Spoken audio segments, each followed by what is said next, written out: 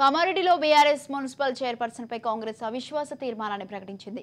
Congress party ఆధ్వర్యంలోనే అభివృద్ధి సాధ్యమని 27 మంది కౌన్సిలర్లు జిల్లా కలెక్టర్ జితేష్ కు అవిశ్వాసం తీర్మానాన్ని అందజేశారు.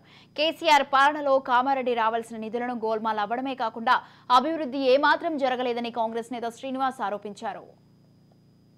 కామారెడ్డి జిల్లా కేంద్రంలో కలెక్టర్ కార్యాలయానికి కాంగ్రెస్ పార్టీకి చెందిన మున్సిపల్ కౌన్సిలర్లు చైర్మన్ పై అవిశ్వాసం తీర్మానానికి ఎంత కోరం అవసరం ఉందో అంత కోరం సభ్యులు కలిసి మరి కలెక్టర్ గారు నోటీస్ ఇవ్వడం జరిగింది.